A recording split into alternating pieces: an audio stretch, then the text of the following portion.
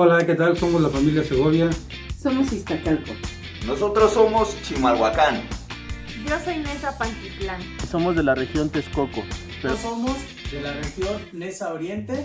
Hola, somos Venustiano Carranza. Todos juntos somos la Superregión Oriente. Todos somos la Superregión Oriente. Todos somos Superregión Oriente. Somos la Superregión Oriente. Todos somos de la Superregión Oriente. Y todos somos Superregión Oriente.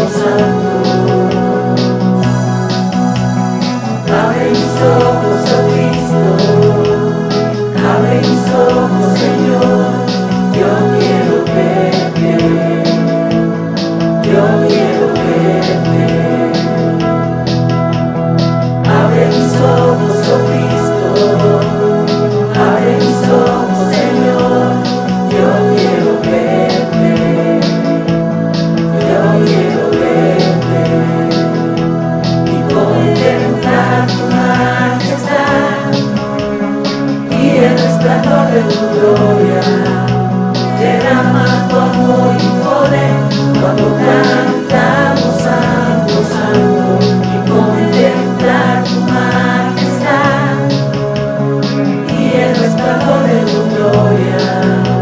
Derrama tu amor y poder cuando cantamos Santo, Santo. Saben que somos Cristo, saben que somos Señor. Yo quiero ser Santo, Santo, yo quiero verte. Saben que somos Cristo, saben que somos Señor.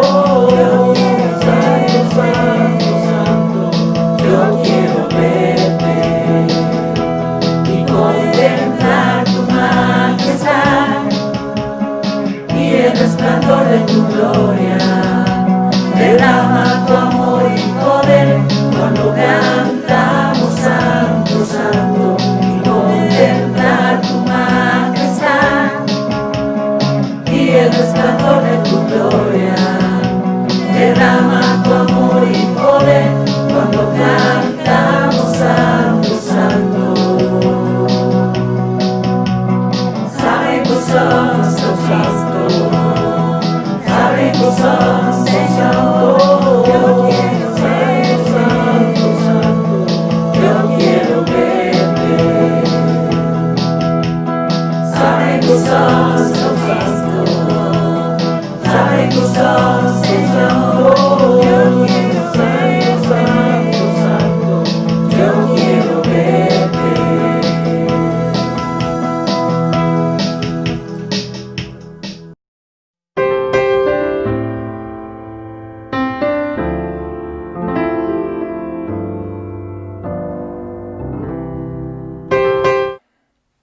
Todos somos Oriente. Bienvenidos a todos los que se conectan del oriente de la Ciudad de México y área metropolitana. Nos da muchísimo gusto que te conectes por este medio y a todos los demás que están conectados. De verdad nos anima mucho que estés aquí.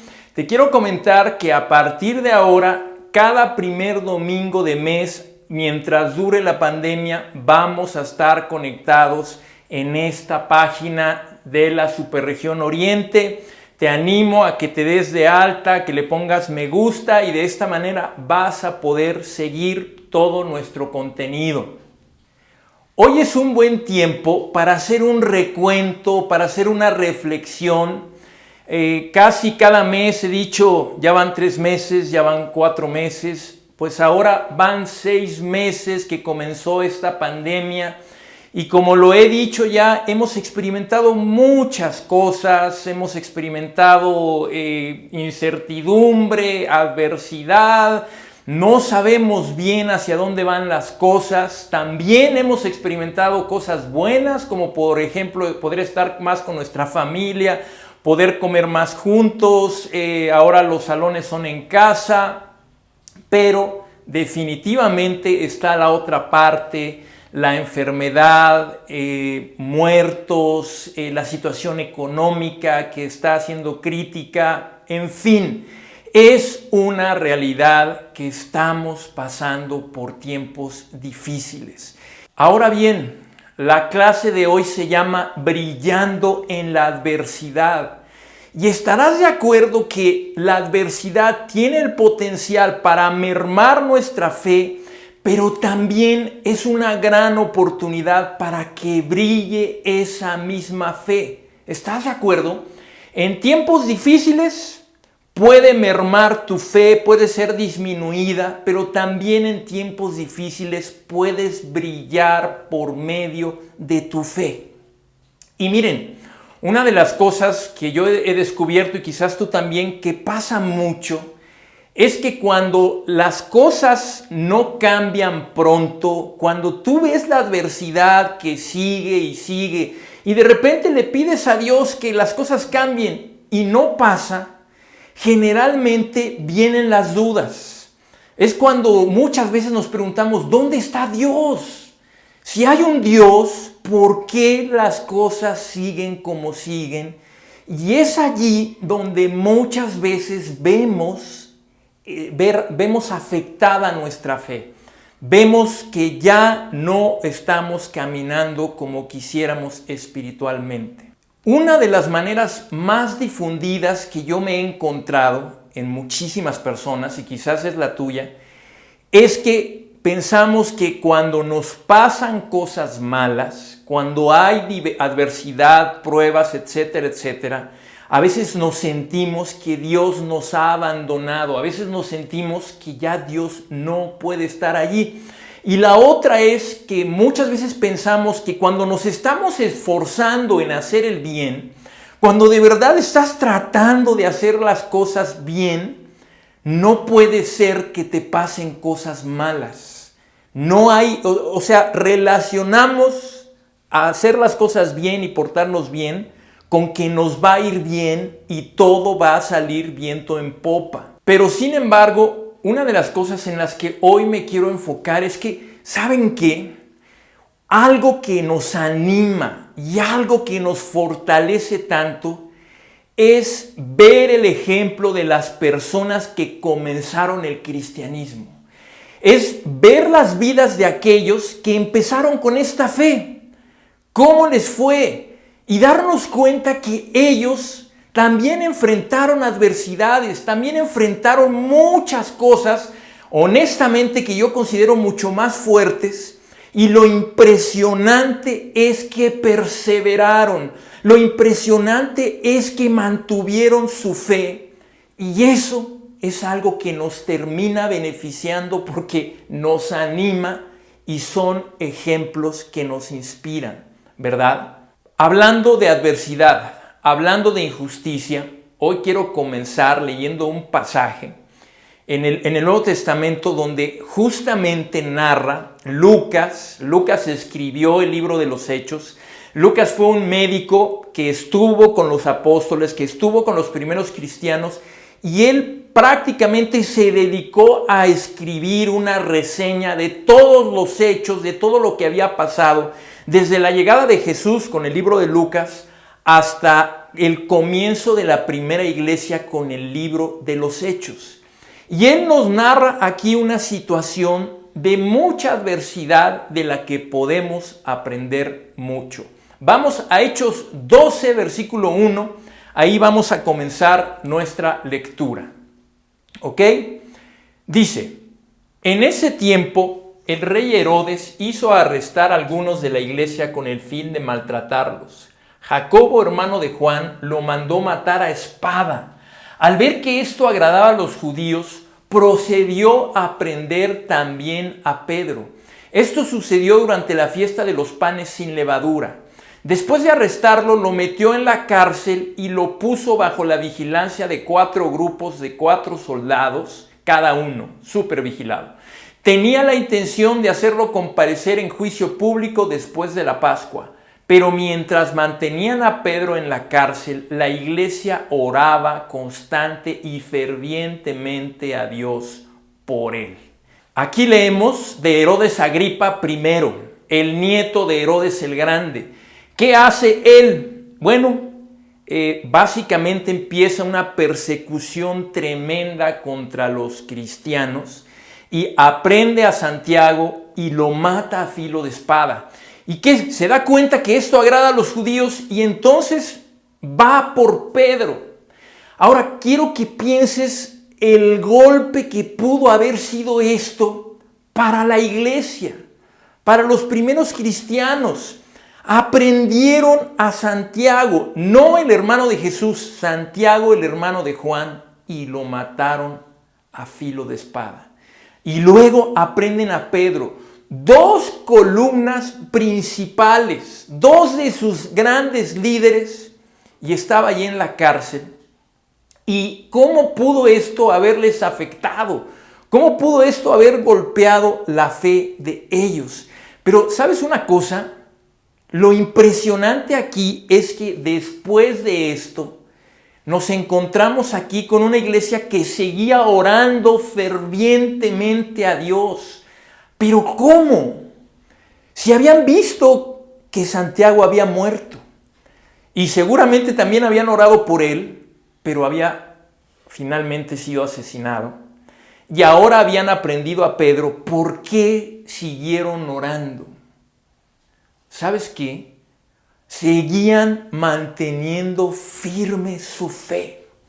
La fe de ellos no disminuía con las circunstancias, sino seguían creyendo que había un Dios que podía hacer cosas impresionantes y en el que valía la pena confiar, aunque las cosas no fueran como ellos pensaban o como ellos querían que resultara. Y aquí tal vez te harás la pregunta, ¿por qué? ¿Por qué? Bueno, yo no te podría decir exactamente, pero lo que sí te puedo decir es que ellos habían visto a un hombre morir crucificado y levantarse. O sea, ellos vieron una tragedia suceder y de repente vieron que Dios de esa tragedia había hecho o había mostrado la cosa más impresionante que el hombre ha visto, que es ver levantarse a Jesús de la muerte. ¿Por qué es tan importante esto? ¿Sabes por qué? Porque cuando tú te encuentres orando y quizás las cosas no cambien o no pasen como tú quisieras, cuando te encuentras orando después de un rato y la incertidumbre continúa y las cosas no las ves mejorar, es bueno voltear a ver el ejemplo de ellos y tal vez darte cuenta que estamos en buena compañía, que hay cosas que aprender y que probablemente necesitamos profundizar en nuestra fe para poder tener una fe más parecida a la de ellos, que finalmente son nuestros ejemplos. Ahora, muchos años después de esto que pasa en la vida de Pedro, él escribe una carta. Y yo solamente quiero que pienses, imagínate a alguien que lleva años en persecución, años en adversidad, en crisis, que es buscado por las autoridades, que de repente lo pueden traicionar, que ha visto muchas cosas en su contra suceder, que ya fue golpeado, que estuvo a punto de morir y escribiera una carta. Tal vez uno esperaría que en su carta él dijera, ¿saben qué? Hay veces que me he sentido abandonado. Hay veces que he sentido que Dios no escucha mis oraciones. A veces me he sentido que de verdad no voy a ningún lado y que esto se está saliendo totalmente de control. Por favor, oren por mí porque siento que me ando perdiendo. Bueno, fíjate lo que escribe. Vamos a la primera carta de Pedro en el capítulo 1, en el versículo 3, y ahí vamos a comenzar nuestra lectura. Alabado sea Dios, Padre de nuestro Señor Jesucristo. O sea, Pedro comienza diciendo, alabado sea Dios. O sea, hay un Dios digno de alabanza. Y tal vez alguien pudiera decir, pero, a ver, Pedro, ¿qué? ¿No te das cuenta? Murió Esteban, murió Santiago, nos persiguen, hay mucha adversidad, inclusive algunos han pasado hambres, algunos los han llevado al circo romano, los han sacrificado. Y tú puedes decir, alabado sea Dios. Y sabes que, Pedro, a veces pareciera que Dios no ha respondido, no ha hecho gran cosa. ¿De qué hablas? Bueno, continuamos leyendo. Por su gran misericordia nos ha hecho nacer de nuevo mediante la resurrección de Jesucristo, para que tengamos una esperanza viva y recibamos una herencia indestructible, incontaminada e inmarchitable. Tal herencia está reservada en el cielo para ustedes, a quienes el poder de Dios protege mediante la fe, hasta que llegue la salvación que se ha de revelar en los últimos tiempos. ¿Cuáles eran esas razones? Primero, la gran misericordia de Dios. Dios les había hecho un gran favor. Eso es lo que percibía Pedro y eso es lo que les dice a los oyentes. La gracia de Dios, ese favor inmerecido, también les había dado una nueva vida, un nuevo nacimiento, un nuevo futuro, con una manera de ver las cosas completamente diferentes. Y les había dado ahora una esperanza viva. ¿Por qué? Por la resurrección de Jesús, por un evento que los oyentes no lo habían presenciado, pero sí los apóstoles y aquellos que estuvieron presentes al lado de Jesús. No una esperanza basada en algo insensato, sino una esperanza viva. En otras palabras, su esperanza no estaba cimentada en las circunstancias, no estaba cimentada en que si las cosas salían como ellos pensaban, no estaba cimentada en que si Dios a ellos al orar había salvado a Santiago o no, si había adversidad, si había hambre, si había crisis. No, la esperanza de ellos estaba cimentada en algo más grande, en que Dios había levantado a Jesús de la muerte. Y luego continúa. Esto es para ustedes motivo de gran alegría, a pesar de que hasta ahora han tenido que sufrir diversas pruebas por un poco de tiempo. Gracias a todo lo que acaban de leer, gracias a todo lo que Dios ya hizo por ustedes, ahora, en medio de las pruebas, en medio de la adversidad, pueden tener gozo. Y no es que las pruebas en sí produzcan el gozo, sino más bien es cuando se dan uno cuenta de todo lo que Dios ha hecho por nosotros, es cuando podemos mirar la adversidad con otros ojos, ¿verdad? Mira, y esto es algo que quiero que de verdad pienses y reflexiones. Cuando tú te das cuenta de todo lo que Dios ha hecho, cuando tú puedes mirar y ser agradecido con Él, es muchísimo más fácil atravesar las crisis, las pruebas y la adversidad con ojos totalmente diferentes. Pero ¿qué no las pruebas, la incertidumbre, la adversidad que no cambia? Más bien son una muestra de que Dios ya nos dejó, de que Dios ya se alejó, o de que yo quizás he hecho algo malo y entonces más bien es un castigo de Él. ¿Saben cuál es la respuesta? No, no es así. Miren lo que dice Pedro. El oro, aunque perecedero, se acrisola al fuego. Así también la fe de ustedes, que vale mucho más que el oro, al ser acrisolada por las pruebas, demostrará que es digna de aprobación, gloria y honor cuando Jesucristo se revele. Lo que dice aquí ya lo sabemos. Habla de una fe que se acrisola. Otra manera de decirlo es que se purifica con el fuego por medio de las pruebas. Muchas veces lo sabemos. Sabemos que van a haber pruebas, que deberíamos de esperarlas incluso. Pero a veces cuando llegan como que nos olvidamos. No, es que no debería de pasar, no debería de ser así. Bueno, Pedro dice, ¿sabes qué? No solamente sí debería de ser así, más bien espéralas. Van a pasar, va a suceder. Y déjate digo, seas cristiano o no lo seas, las pruebas van a ser cosas de la vida. La gran diferencia va a ser cómo las vas a pasar. Porque aquí dice que cuando la fe es probada y es purificada, va a demostrar algo. Es decir, va a mostrar que es digna. ¿Qué quiero decirte con esto? Hay ojos que nos miran, hay ojos que te miran.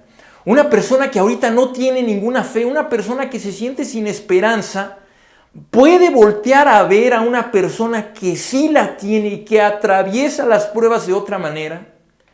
¿Y sabes qué? Va a ser atraída al objeto de su fe. Le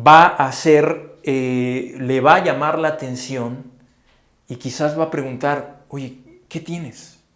¿Por qué estás como estás? Eso pasa cuando la fe es probada y cuando pasamos esas pruebas con fe. La gente te mira, ¿no? Entonces, Mientras atraviesas la prueba, mientras atraviesas lo incierto, mientras quizás ves pasar el tiempo y que las cosas no se arreglan, el llamado es a que tu fe se mantenga en el punto en el que Dios la quiere, para que las personas, cuando te volteen a ver, miren hacia arriba y puedan mirar a Dios. Seguimos leyendo. Ustedes lo aman a pesar de no haberlo visto, y aunque no lo ven ahora, creen en Él y se alegran con un gozo indescriptible y glorioso, pues están obteniendo la meta de su fe, que es su salvación. Dirigiéndose a los que no habían visto a Jesús como nosotros, como tú y yo, les habla de un gozo indescriptible por la meta de su fe, que es la salvación. La meta de la fe no es que todo salga bien, no es que todo vaya de acuerdo a mis planes o a tus planes, ni que tus oraciones sean contestadas en la manera en como tú quieres que lo sean. No, la meta es la salvación. Una manera de decirles, mi fe no depende de todo eso, no depende de eso, depende de otra cosa. Nosotros vimos morir a la mejor persona posible de la peor manera posible y vimos cómo Dios lo resucitó y lo levantó de la muerte. Es decir, después de la resurrección no hay nada que temer, no hay nada que temer. Y por esto, por el ejemplo de ellos, por el ejemplo de los primeros seguidores, es que nosotros podemos tomar las siguientes palabras de Pedro y hacerlas nuestras. Primera Tesalonicenses 4, versículo 13. Para que no se entristezcan como esos otros que no tienen esperanza. ¿Acaso no creemos que Jesús murió y resucitó? Pablo aquí les habla a los creyentes que no podían entristecerse como aquellos que no tenían esperanza. Es decir, a pesar de la crisis, a pesar de la adversidad, a pesar de que podemos mirar algunos días que todo está de cabeza, si tú mantienes tu fe en Jesús, tienes una esperanza viva, una esperanza basada en la resurrección de Jesucristo, no de las circunstancias.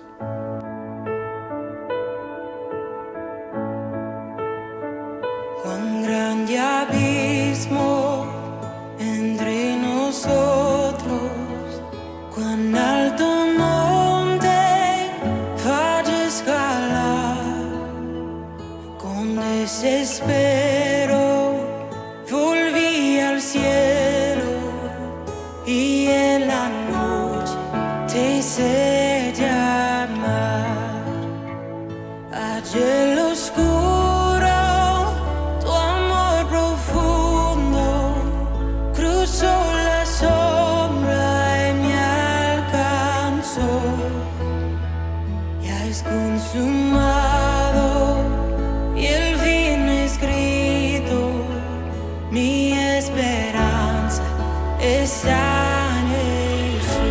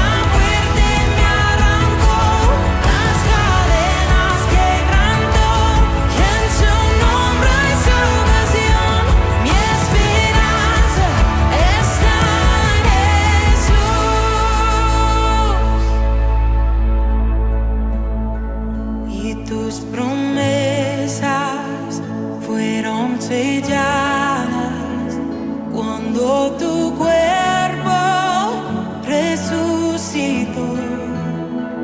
Desde el silencio, tu gran rugido quebró el poder de la muerte en mí.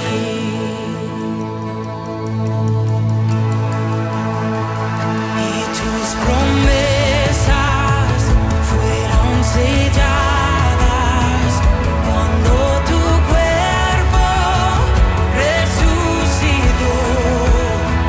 Desde el silencio, tu gran rugido quebró el poder de la muerte en mí. La victoria está en ti.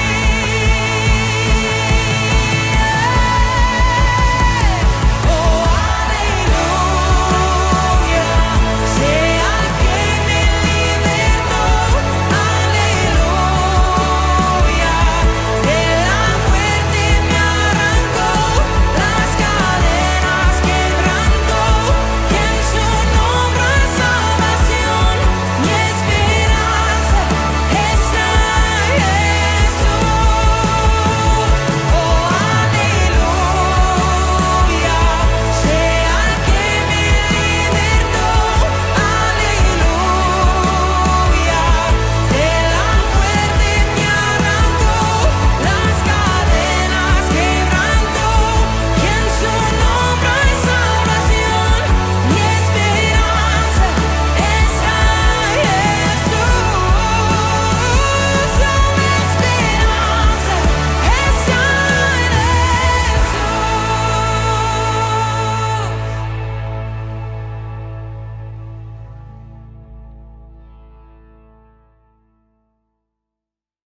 Hola, ¿qué tal? Muy buenos días, hermano de la Superregión Oriente, amigo que nos acompañas.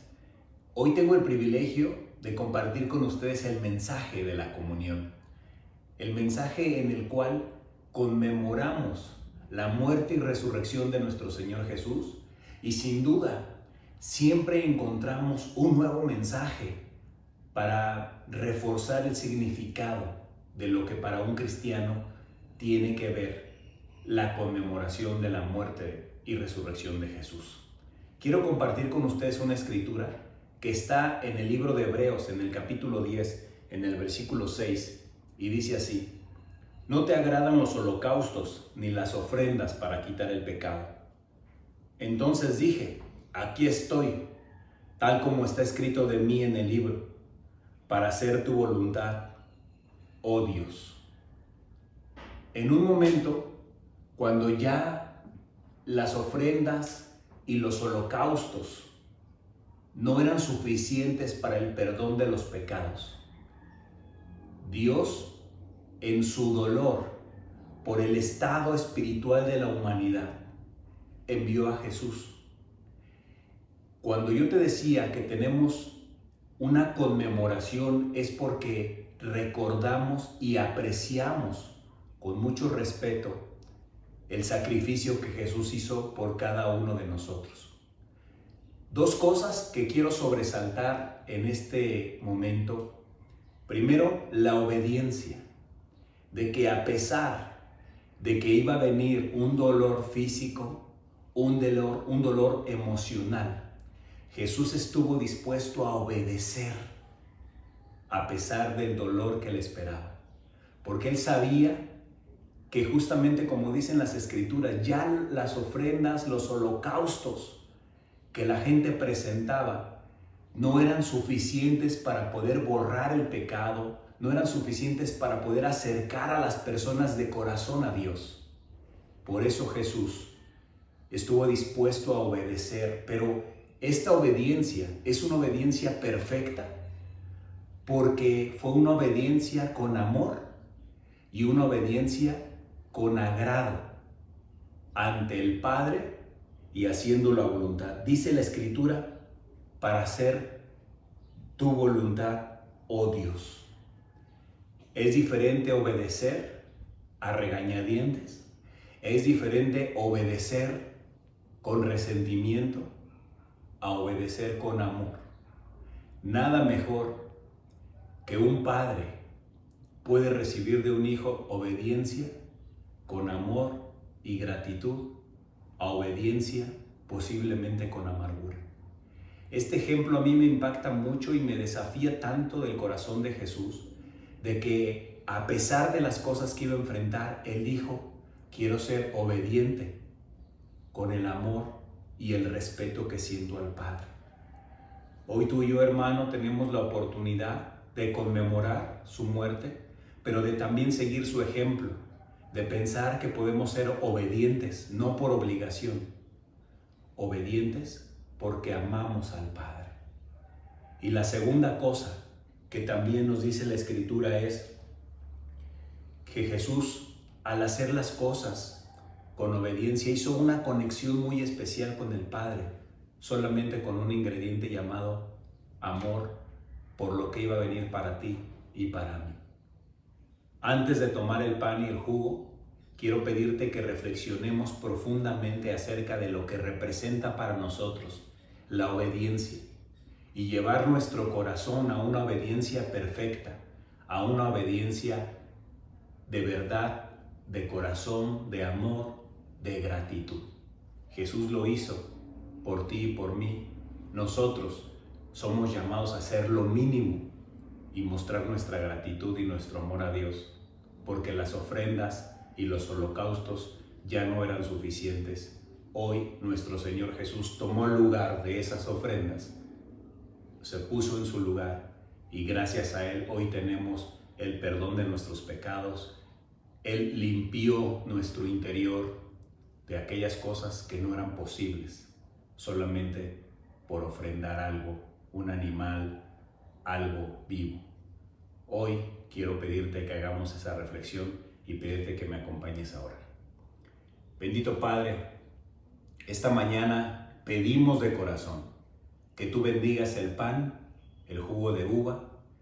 Queremos conmemorar con profunda gratitud, con un profundo aprecio, la muerte, el sacrificio de nuestro Señor Jesús, pero la esperanza que tenemos de su resurrección. Y también esa esperanza, Señor, de que un día hemos de ser resucitados. Te pedimos de corazón que nos ayudes a imitar, que nos ayudes a poner en nuestro corazón la misma obediencia que Él tuvo, el mismo amor, la misma gratitud, Señor, y sobre todo el deseo profundo de agradarte aún encima de cualquier situación. Gracias por el ejemplo tan grande que tenemos en nuestro Señor Jesús. Bendice este momento y queremos reflexionar profundamente y también, Padre, agradecerte todo lo que haces por nosotros. En nombre de Jesús. Amén. Gracias.